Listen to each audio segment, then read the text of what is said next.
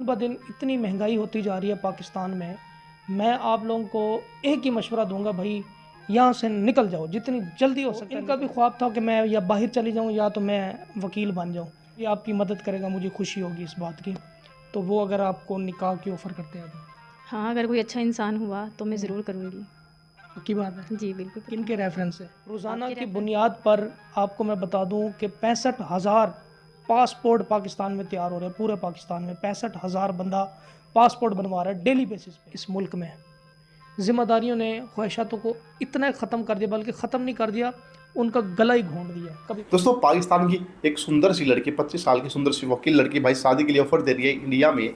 और क्यों दे रही है भाई? क्यों पाकिस्तान में जो लड़कियां वो पाकिस्तान से भागने की सोचती है, पाकिस्तान में इनको नहीं रहना है, क्या है पूरी कहानी, चलिए जानते हैं। कैसी है मैम? मैं ठीक हूँ। अच्छा ये बताएं कि आप लॉ का कोर्स कर रही थी, तो कितने साल का कोर्स था और कितने साल आपने किया? 4 साल का था तो मैंने सिर्फ 1.5 साल का कोर्स कंप्लीट किया है। उसके बाद बाबा की डेथ हो गई थी, तो फिर मुझे स्टडी छोड़नी पड़ी। ठीक हो गया। तो आखिर बहन भाई भी तो सपोर्ट करते हैं। अगर बहन पढ़ रही हो, अच्छे नंबर आ रहे हो या अच्छी उसके घर में कारकर्दगी हो, तो उन्होंने कोई खिदमत नहीं की आपकी? कोई उन्होंने आपकी हेल्प नहीं की? नहीं, बहन भाई कोई भी नहीं थे। मैं एक ही बेटी हूँ अपने मामा बाबा की। तो बाबा की डेथ हो गई है, अब मामू की तरफ रह रही हूँ। अच्छा, नहीं मेरे कहने का मकसद है कि मामू जो हैं, जो कज़न, दोस्त, रिश्तेदार, आखिर आप जिनके ऑफिस में होती थी, उन्होंने कोई सपोर्ट नहीं की? कौन किसी की सपोर्ट करता है आज के वक्त में? कोई नहीं करता, सब अपने मतलब के लिए चलते हैं साथ। मामू लोग ये कहते हैं हमने आपको रखा है, इतना काफ़ी नहीं है, तो स्टडियाँ हम कहाँ से आपकी करवाएं? और लॉ का कोर्स आपको पता भी है काफ़ी महंगा है, तो मैं तो अफोर्ड नहीं कर सकती इस चीज़ को। अच्छा, आप कह रही थी मैंने अपने दौर में गरीबों के बहुत भले किए हैं। मसलन क्या क्या भला किया आपने? मतलब किसी का छोटा केस आ जाना, जितना मैं हैंडल कर सकती थी उतना मैंने किया है। मतलब मैं उनसे फ़ीस नहीं लेती थी।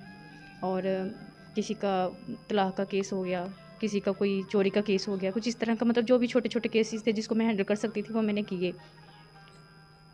अच्छा मुझे ये बताएं, आपकी उम्र कितनी है? मेरी उम्र 28 हो गई है। 28, 28 साल हो गई है। अच्छा तो ये बताएं कि अब आगे कोर्स करना चाहती हैं आप या शादी करना चाहती हैं?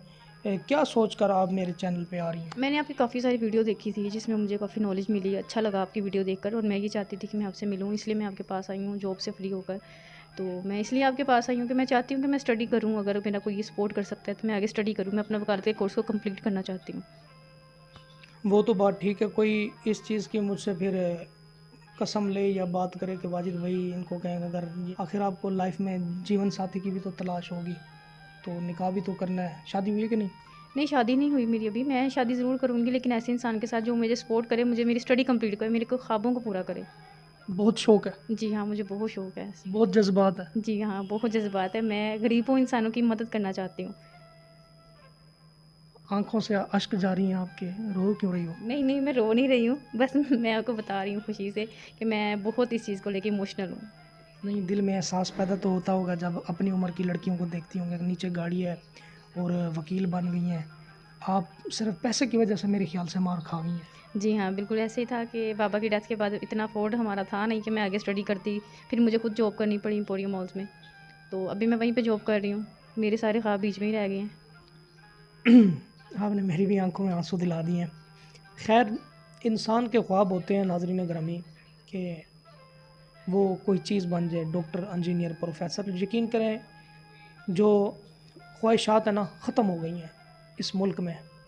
ज़िम्मेदारियों ने ख्वाहिशातों को इतना ख़त्म कर दिया, बल्कि ख़त्म नहीं कर दिया, उनका गला ही घोंट दिया। कभी बिजली का बिल, कभी गैस का बिल, कभी पानी का बिल, तो कभी घर का रेंट, तो कभी राशन। और दिन ब दिन इतनी महंगाई होती जा रही है पाकिस्तान में।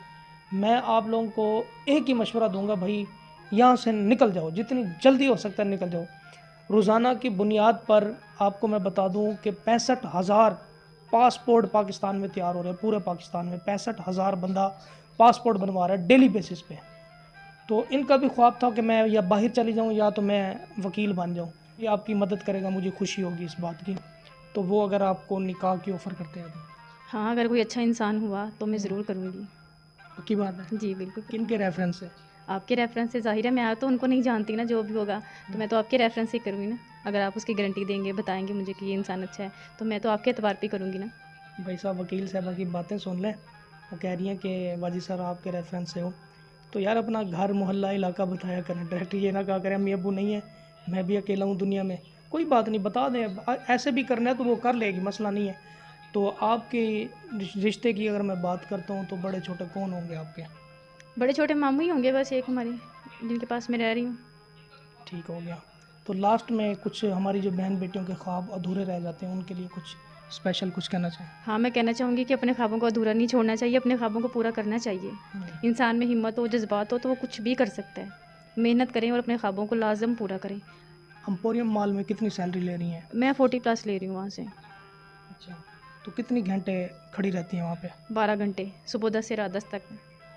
थकावट तो होती होगी? जाहिर है, सारा दिन खड़े रहना और बैठने की सीटिंग भी नहीं होती तो थकावट तो होगी ना। तो नाज़रीन ग्रामी, इनकी आंखें भी रेड हैं और हल्का हल्का सा बुखार भी है। इन्होंने कहा मेरी तबीयत भी नहीं ठीक, तो ये बेचारी आई है मेरे पास। ऑफ कैमरे में जितनी मेरी तौफीक है मैं आपकी हेल्प करता हूँ, जी क्योंकि आपकी इज़्ज़त और नफ्स मजरूह ना हो, क्योंकि आप एक वकील साहब हैं। मेरे वकील भाई भी देखेंगे, मेरी बहनें भी देखेंगी।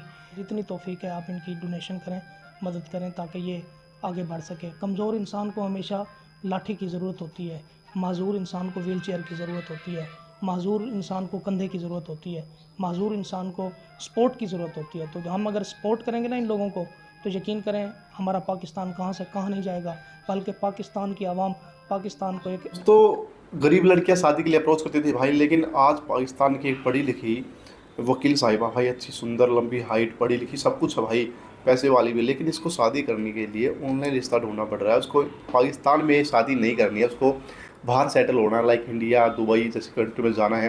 तो भाई इसने शादी की अपील करी। भाई सोचने वाली बात है, पाकिस्तान की गरीब लड़कियाँ सोचती थी बाहर जाने की, लेकिन अमीर लड़कियाँ भाई खुद इंडिया में शादी करने के लिए ऑफ़र दे रही है। क्योंकि भाई खुद रिपोर्टर साहब ने बताया कि भाई पाकिस्तान के अंदर बहुत सिस्टम ख़राब हो चुका है। जितना जल्दी इस देश से निकल सकते हो निकल जाओ, चले जाओ, जितना फ़ायदा आपका हो जाएगा। तो ये पाकिस्तान के हालात है भाई। ऐसा क्या हो रहा है पाकिस्तान के अंदर भाई, जो इतने लोग पासपोर्ट बनवा रहे भाई हर महीने, कि उन्हें सबको पाकिस्तान से भागना है। तो भाई दूसरे देशों को बचना पड़ेगा भाई, पाकिस्तान के लोग भागने के लिए निकल चुके हैं। तो दोस्तों क्या कहना चाहोगे प्लीज़ कमेंट करना। मिलेंगे नेक्स्ट वीडियो में, तब तक के लिए बाय बाय, जय हिंद।